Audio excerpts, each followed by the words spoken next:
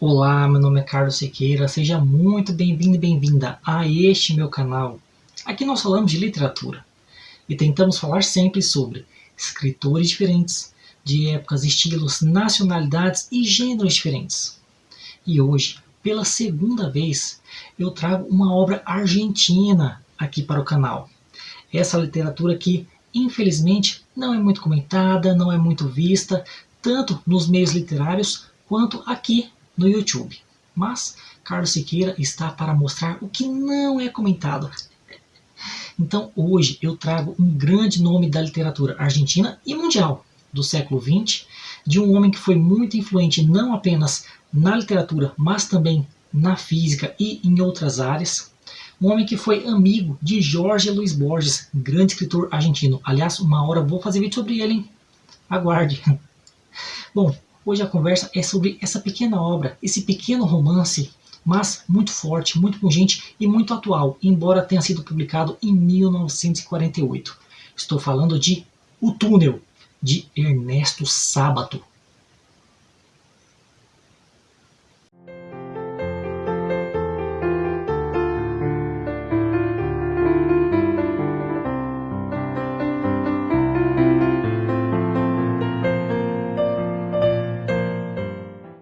Bem, se alguém nunca ouviu falar sobre Ernesto Sábato, saiba que ele foi um grande escritor argentino do século XX, um homem que sempre foi cogitado para ganhar o Nobel de Literatura, embora de ficção ele só tenha publicado 3 obras. O Túnel, uma outra chamada Sobre Heróis e Tumbas, que aliás eu tenho, uma hora eu vou fazer vídeo, hein? Aguarde. E uma outra chamada Ébano, o Exterminador, um livro que vive esgotado, ainda não tem essa obra não. E, de resto, ele só publicou obras de não ficção. Livros de ensaios, de reflexões, de cartas. Inclusive, eu tenho alguns. Uma hora eu vou fazer vídeo, hein? Aguarde. Ele que foi amigo de Jorge Luis Borges, talvez o maior escritor argentino. Muita gente fica na dúvida entre o Borges e o Cortázar, grande autor de O Jogo de Amarelinha, Octaedro e várias outras obras. Aliás, uma hora eu vou fazer vídeo sobre elas, hein? Eu vou mudar o nome do canal. Em vez de ser Carlos Siqueira e o nome dos quadros Carlos Siqueira Indica, vai ser Carlos Siqueira Promete. Esse canal vive de promessas. Aliás, uma promessa que me prometeram é que eu ia conseguir fazer sucesso aqui no YouTube. Grande mentira! E sabe por que é mentira? Porque você não está curtindo os vídeos. Você não está comentando. Você não está compartilhando os vídeos. Faça isso, não custa nada. Clica aí no gostei, faça um comentário, compartilhe para outras pessoas, se inscreva no canal caso ainda não seja inscrito, ative o sininho para não perder nenhuma notificação, não custa nada isso. Pois bem, e por falar em Borges e no próprio Sábato, existe um livro de diálogos entre os dois, eles que foram grandes literatos, grandes nomes da literatura mundial e argentina, discordavam entre si sobre vários temas. E eu tenho esse livro, hein? Mais uma promessa. Uma hora eu vou fazer vídeo sobre eles. Pois bem, além de tudo, o Sábato ele foi físico.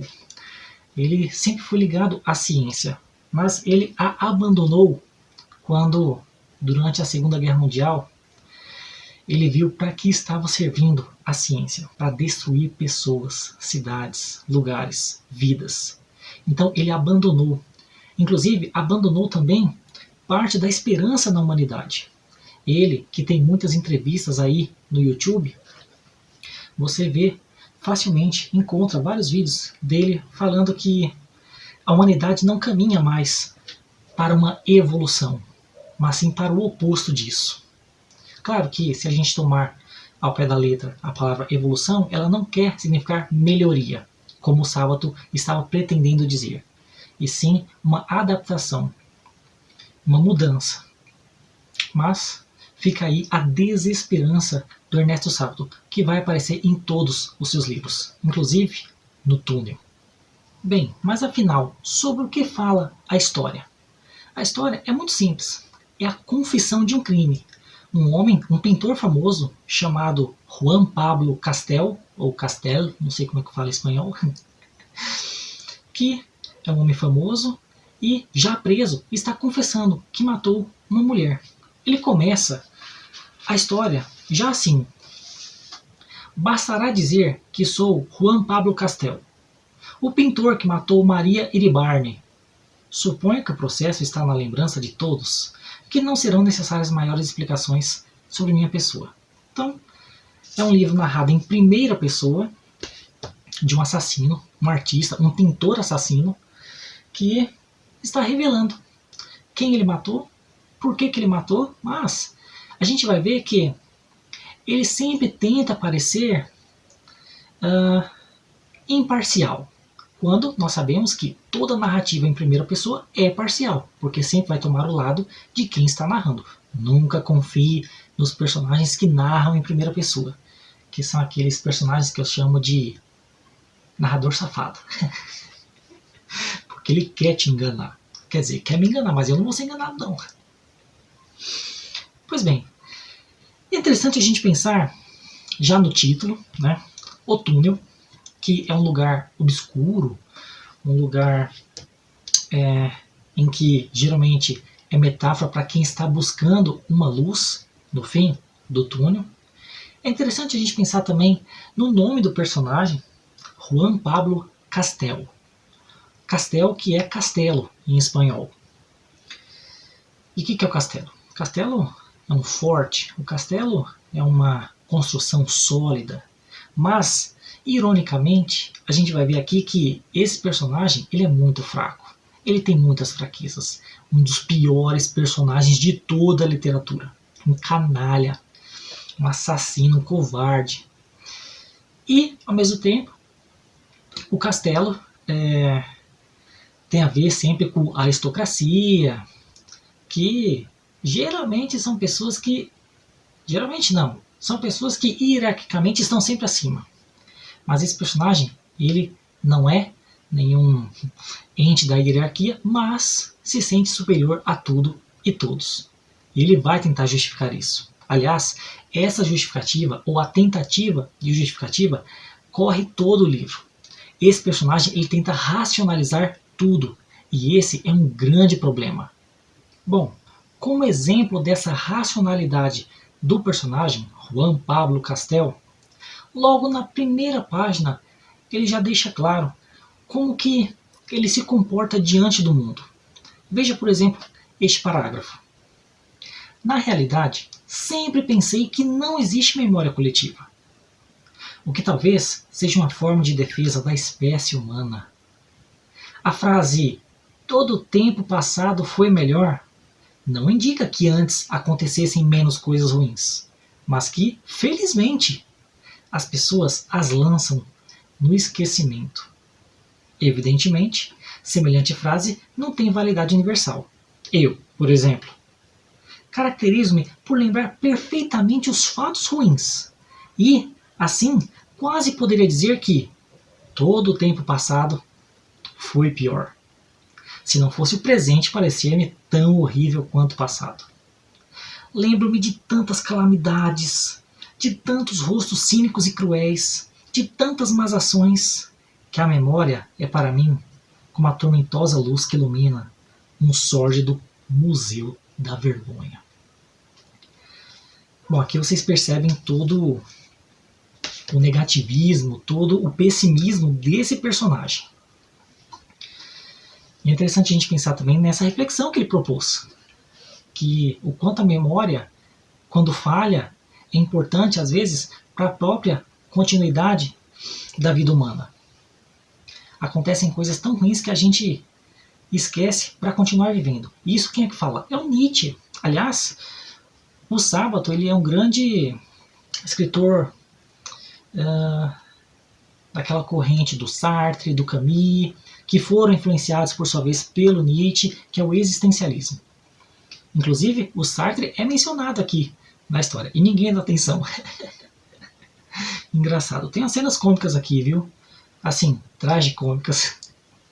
Pois bem, mas vocês percebem aqui como que o livro ele é reflexivo desde o começo, embora sejam palavras ditas por um canalha, por um assassino, mas que podem vir a trazer verdades. Podem, nem sempre o é.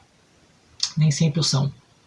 Pois bem, e como que acontece a história, né? Porque a gente sabe que ele matou a mulher, mas como que ele conheceu essa mulher? Bom, um dia estava tendo uma exposição dos quadros deste homem, Juan Pablo Castel, e ele estava lá entediado, porque ele odeia multidões. Ele odeia grupos de pessoas. E isso é uma outra ironia. Esse livro ele é marcado por contradições. Porque ao mesmo tempo em que esse personagem ele odeia a massa, ele odeia o outro, ele precisa do outro, ele quer o outro, ele suplica por um outro. A história dele é a história da tentativa de buscar um amor nessa mulher. Mas daqui a pouco chego lá. Pois bem, então ele estava lá na exposição, estava entediado com aquilo, porque ele odeia tudo aquilo. E aí, um quadro dele, que ele tinha acabado de pintar, mostrava assim uma cena de uma praia, o mar, areia, e bem no fundo uma casinha com uma janelinha e uma mulher olhando assim o horizonte, triste, abatida, melancólica. E todos os críticos e todas as pessoas olhavam para a praia, para o mar, comentavam sobre a técnica, e ele enfastiado com tudo aquilo. Até que chegou uma mulher, Maria Iribarne, e ficou olhando só para a casinha, só para a janelinha, só para a pessoa sozinha. E aí o Juan Pablo percebeu e falou: será possível que somente essa mulher entendeu a mensagem da obra? O principal não é a praia, o principal é a solidão que aquele personagem que me representa está sentindo. Por que será que só essa mulher percebeu isso? Será que essa mulher também é sozinha? Também é solitária? Será? Quero conversar com essa mulher. Mas como é que eu vou conversar com ela? Eu sou muito tímido. E eu também não vou ficar explicando a minha própria obra. E aí começa já os problemas. Porque esse personagem, como eu disse, como ele disse, é solitário. Ele quer alguém. E ele acha que encontrou alguém que entendeu a sua obra pela primeira vez. Mas como é que se dá o diálogo? Aqui começam as dificuldades. A mulher vai embora e o homem fica pensando: nossa, eu perdi a oportunidade de falar com a única pessoa que entendeu minha obra. Ele não sabe se ela entendeu. Ele não sabe por que ela ficou olhando só para aquele trecho, para aquele espaço. Mas ele já começa a pensar que ela é igual a ele, que ela vai se dar muito bem com ele. E aqui começam já aqueles sentimentos complicados que sempre acompanharam o homem. Aquele sentimento de perseguir o outro com base nas nossas convicções. E o homem vai para casa e fica pensando naquela mulher. Aqui você já percebe que esse personagem não é normal. Porque ele vê uma pessoa pela primeira vez, acha que já gosta dela, que ela gosta dele através da obra, que os dois se entendem, que os dois sentem a mesma coisa. E, como o evento acabou, os dois possivelmente nunca mais se veriam. Mesmo assim, ele vai para casa e fica por dias pensando no que falar para a mulher quando encontrá-la novamente. Porque eu já falei, esse cara ele fica tentando racionalizar tudo. Então ele pensa: não, se eu encontrá-la na rua, o que eu posso falar para puxar assunto? E o que será que ela vai me responder? E o que eu posso responder de volta para ela? Você percebe que há um excesso de racionalidade aqui? E que, na verdade, essa racionalidade traz em si uma desrazão que vem já por causa dos próprios sentimentos negativos do personagem? Que, na verdade, isso aqui é um reflexo do excesso de razão que o Sábato viu na técnica, na ciência. É essa área que se diz tão racional, mas que acaba cometendo irracionalidades. Só que isso aqui transposto para a literatura em forma de história.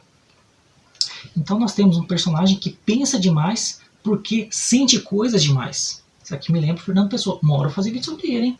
Aguarde.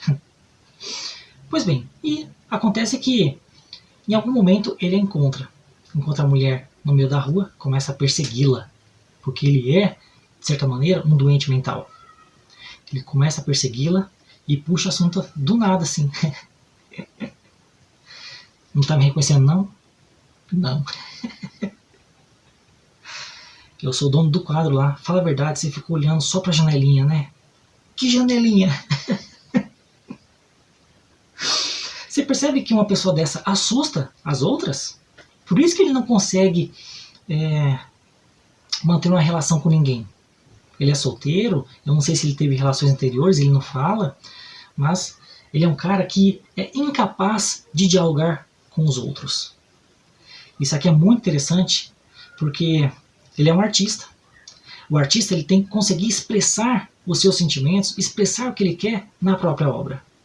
Obra que, aliás, ele mesmo, Juan Pablo Castel, diz que as pessoas não entendem.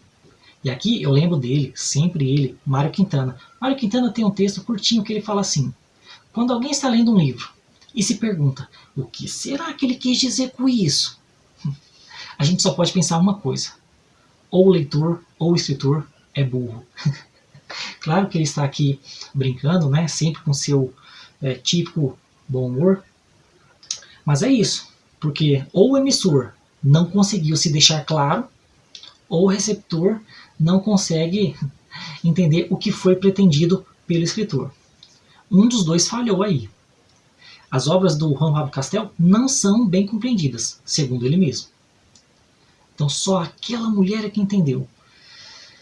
Ele como artista não consegue se expressar, ele como artista não consegue se relacionar com as pessoas fora desse meio, uma vida comum, normal. Ele está sempre julgando os outros. Ele se diz racional, mas não é. É um cara muito contraditório. E acontece que a mulher fica com medo, foge, mas depois eles se encontram de novo, o cara pede desculpa. Aliás, essa é uma constante no livro. Ele erra, ele falha, ele é o personagem. Ele ofende a mulher e depois pede desculpas.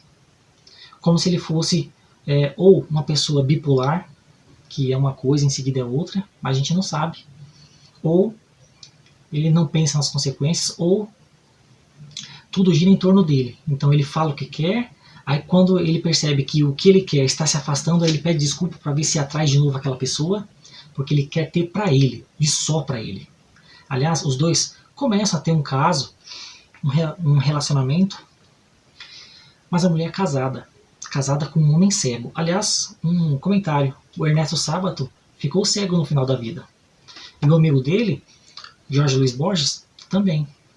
Muitos cegos na literatura argentina. Se eu não me engano, o Ricardo Piglia, que eu já fiz vídeo aqui no canal, também escritor argentino, discípulo de Jorge Luiz Borges, ele comenta sobre isso. Como que a cegueira é constante na literatura argentina. Pois bem, então o Juan Pablo Castel se relaciona com a mulher, mas a mulher é casada, e isso é um outro problema. Primeiro que a mulher não queria se relacionar. Ela fala, eu acho melhor você se afastar de mim, porque eu só magoo as pessoas. É interessante a gente pensar em como que todo mundo está repleto de sentimentos negativos. O personagem principal aqui vive dizendo isso, faz várias reflexões. Uma hora, daqui a pouco eu posso ler um trechinho aqui, que esse vídeo eu já estou vendo que vai ficar enorme. Mas mesmo assim, eles continuam se encontrando, ele conhece o homem cego, o marido dela, e aí, meu amigo, eu preciso dizer que todo diálogo não é, na verdade, um diálogo, porque não há uma relação horizontal entre os dois. O Juan Pablo Castel fica toda hora questionando a mulher. Ele fala assim, não, mas por que você está com um cara e está saindo comigo? Quem você está enganando? O cego? Ou eu, me fazendo de cego? Então é uma coisa assim, sempre muito desagradável. Ela fala, não, eu gosto dele, mas também gosto de você. Aí o cara, não, mas eu penso em você o dia inteiro. Aí ela, eu venho pensando nisso tudo não é em mim. Então é um cara assim muito chato, muito problemático, muito doentio. É uma relação tóxica. E o que está posto aqui é isso, a nossa incomunicabilidade com os outros. Seja através da arte, seja através da vida comum. Só que isso aqui estava posto em 1948. E a gente pode pensar hoje, 2022, mas desde que existe a internet, nessa nossa dificuldade em dialogar com o outro. Aqui, né, é até metafórico que o artista percebeu que a mulher estava olhando para a obra dele, para a parte da janela. A janela que dá vista para um outro. A janela que é uma válvula de escape. A gente pode pensar na internet como uma válvula de escape. na conversa com os outros que se dá através de janelinhas. A gente pode pensar nisso. E quanto tudo isso é, na verdade, superficial. Porque essas janelas, elas estão dentro de túneis, locais fechados. E não existe mais de uma pessoa dentro do túnel. Na verdade, uma janela dá vista para outra pessoa que está em outro túnel. Todo mundo está sozinho. Essa é a ideia do livro. Bom, pelo menos é o que a gente pode interpretar. Claro que a literatura ela sempre dá margem para outras possibilidades. Mas essa é muito forte. E aí os personagens vão se relacionando, sempre se afastando e voltando, porque esse camarada ele é problemático. Até que, bom, o spoiler já está dado logo na primeira linha do texto. Uma hora ele mata a personagem. Não vou dizer o porquê, não vou dizer o que ele acha, o que ele vê, mas você que lê. É uma obra curtíssima, tem muito diálogo, você lê rapidamente. Isso aqui dá para ser lido em um dia, tem apenas 150 páginas mais ou menos. 150 páginas mais ou menos. Isso aqui é da edição da Folha, uma coleção só de literatura ibero-americana, né? Escritores da nossa América Latina, mais os espanhóis e portugueses. Um livro que eu gostei e recomendo bastante. Eu vou ler alguns trechos aqui para vocês perceberem como que é a escrita do Ernesto Sábato. Achar um trechinho aqui. Bem, para vocês perceberem como que é essa bipolaridade do personagem, separei um trecho de um diálogo aqui bem curtinho, de quando ele, o pintor, ainda estava conhecendo a sua futura vítima, Maria Iribarne. Ele fala que sente uma coisa estranha por ela. Ele não sabe o que é. E ele diz assim, que é alguma coisa ligada à cena da janela. A senhora foi a única pessoa que lhe deu importância. E ela diz, mas eu não sou crítico de arte. E o cara, que estava tranquilo, de repente começou a gritar. Me enfureci e gritei, não fale desses cretinos! E a mulher se virou assim, surpresa. Cuidado com essas pessoas, viu? E aí ela fala, mas o senhor se queixa, só que os críticos sempre o elogiaram. E ele fala, pior pra mim, você não entende. É uma das coisas que me tem amargurado e me feito pensar que eu estou no mau caminho. Veja, por exemplo, o que aconteceu nesse salão. Nenhum desses charlatões se deu conta da importância dessa cena. Uma única pessoa lhe deu importância, a senhora. Bom, primeiro que esse trecho aqui me lembra Oscar Wilde. Grande escritor irlandês. Uma hora fazer vídeo sobre ele, hein? Aguarde. Mais uma promessa aí. Oscar Wilde ele tem um aforismo que diz assim, quando os críticos discordam entre si acerca de uma obra, o artista concorda com ele mesmo.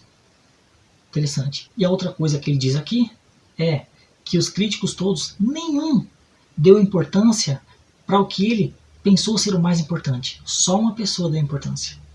E essa mulher não era crítico de arte. Interessante a gente pensar como que muitas vezes os artistas fazem obras ou nós mesmos fazemos algo em busca da aceitação, da compreensão de uma única pessoa. Mesmo que a pessoa não seja especialista. Mas o que é isso? É a busca sempre pelo outro, para confirmar nós mesmos. Isso aqui é um livro psicológico, extremamente psicológico, tá? E o homem, Juan Pablo Castel, ele vive atrás disso, vive atrás de uma pessoa que o compreenda. Ele acha que encontrou, mas a própria paranoia dele afasta essa pessoa. Meus amigos, para vocês perceberem o nível dos ciúmes que esse homem sente, Juan Pablo Castel, há um diálogo aqui no meio do livro em que de repente surge o assunto sobre cartas. E a mulher diz que trocava cartas com um antigo amigo que já havia morrido. Na verdade, havia se suicidado. E aí acontece a conversa, que diz assim, coitado do Richard. Richard é o homem que se suicidou. Por que coitado? Você sabe muito bem que ele se suicidou. E que, de certo modo, tenho parte da culpa. Ele me escrevia cartas terríveis, mas nunca pude fazer nada por ele. Coitado. Coitado do Richard. Eu gostaria que você me mostrasse alguma dessas cartas. Pra quê? Se ele já morreu. Não faz mal. Mesmo assim eu gostaria. Queimei todas. Você podia ter dito logo de saída que tinha queimado as cartas. Mas não. Você disse, pra quê se ele já morreu? É sempre assim. Além do mais, por que você as queimou? Se é que queimou mesmo. Outro dia você me confessou que guarda todas as suas cartas de amor. As cartas desse Richard deviam ser muito comprometedoras para você fazer isso. Ou não? Isso aqui me lembra o Mia Couto, grande escritor moçambicano, africano. Já fiz vídeo sobre ele, hein? Vou deixar o link aqui no card. Ele tem um aforismo que diz assim: ciúmes é moinho que se move sem vento. Não há motivos, mas o cara está sentindo ciúmes de um morto. Uma pessoa que nem está mais entre ele aqui para concorrer, para competir. Pelo amor de Deus. Isso aqui, gente, não é um diálogo. Aliás, várias passagens aqui parecem ser diálogos, mas não são. São outra coisa, porque diálogo é uma coisa em linha horizontal, é uma coisa democrática entre duas ou mais pessoas. Mas aqui é sempre uma tentativa de domínio. O cara sempre tentando se justificar. Não, você não falou isso, você falou isso. Coloca as mesmas palavras da pessoa contra ela mesma. Pelo amor de Deus, que situação doentia. Bom, só vou ler mais um trecho aqui para encerrar esse vídeo que já está enorme. Vou achar aqui. Último trecho a ser lido neste vídeo enorme. Bom, tem um momento que o pintor está refletindo, fazendo uma autorreflexão, e ele pensa que quando ele se aproxima da mulher que ele gosta, Maria Iribarne, ele sente, ele pensa que entre ele e ela existe um vínculo secreto. Em seguida é dito: e depois, quando analisava meus sentimentos, percebia que ela começara sendo-me indispensável, como alguém que encontramos em uma ilha deserta, para mais tarde transformar-se, assim que o temor da solidão absoluta passou, em uma espécie de luxo de que eu me orgulhava. E foi nessa segunda fase de meu amor que começaram a surgir mil dificuldades, como quando alguém está morrendo de fome e aceita qualquer coisa incondicionalmente, para depois, uma vez satisfeito o mais urgente, começar a queixar-se crescentemente de seus defeitos e inconvenientes. Meus amigos, isso aqui é uma verdade. Não importa se está sendo dita por um criminoso, como o personagem aqui, por uma pessoa canalha, mas essa é uma constante na vida de muita gente.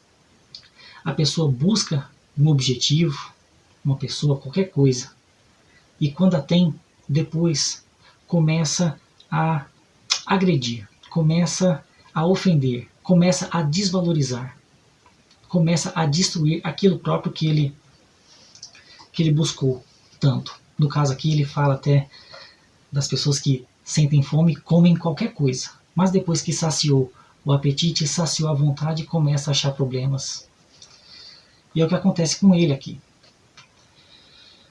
E fica a reflexão: o que é a relação de verdade? Como é que ela acontece? Estamos todos em túneis, locais obscuros, locais em que buscamos uma luz, locais que eram para levar de um lugar ao outro.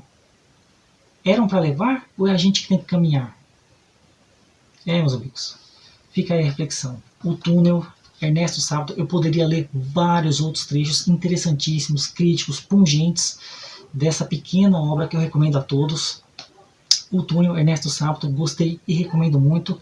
Talvez seja o melhor livro que eu li no ano. Por enquanto eu só li 7, né? Pois bem, essa é a indicação de hoje. Literatura argentina, recomendo muito. Busquemos os latino-americanos. Sempre que dá, eu trago um ou outro aqui. Já trouxe o Ricardo Piglia, agora trouxe o Sábato, já trouxe Mário Vargas Llosa, já trouxe Juan Rulfo e vou trazer mais nomes. Aguardem. Essa foi a indicação de hoje, espero que tenham gostado. Se você gostou do vídeo, curta, comente, compartilhe, se inscreva no canal, ative o sininho, essas coisas todas você está acostumado a fazer. Muito obrigado pela atenção e até a próxima. Não, tem uma passagem aqui que o pintor está brigando com a mulher que ele gosta, Maria Iribarne, sua futura vítima, e ele menciona Otelo, isso não é à toa. Mas o que ele diz? Ele fala assim: não dá para confiar em você, eu sabia, isso aqui é igual o que o pai da Desdémona diz para o Otelo. Otelo, Uma mulher que mente para o próprio pai vai mentir para o próprio marido. Bom, você sabe, você já leu Shakespeare. Aliás, uma hora eu vou fazer vídeo aqui sobre ele. Você sabe que Otelo é aquele homem que é casado com a Desdémona, mencionada agora, e que acabou matando a própria mulher por ciúmes. Só que ele foi enganado, não por Desdémona, mas por Iago. Iago, que é um dos piores personagens da literatura, junto com o Juan Pablo Castel. E eu tenho um outro personagem que eu odeio na literatura, que é o Cirino, da Raquel de Queiroz, do Memorial de Maria Moura. Odeio Cirino, Iago e agora Juan Pablo Castel, que tenta justificar o injustificável. Sabe quem tentava fazer isso também? Bentinho, Dom Casmurro, lá do Machado de Assis. Aliás, em algum momento da obra, ele também menciona Otelo, e não é à toa. Todo personagem doentio, personagem vagabundo, personagem que você não deve confiar. Cuidado com esses personagens safados, hein? Eles querem te enganar. Mas a mim, não engana não. É, meus amigos.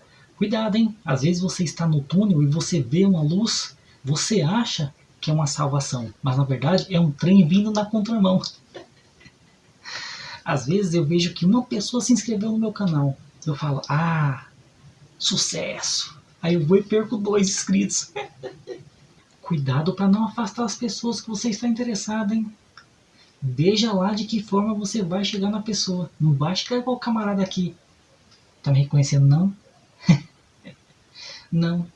Mas aquele dia você ficou olhando pra janelinha. Que janelinha?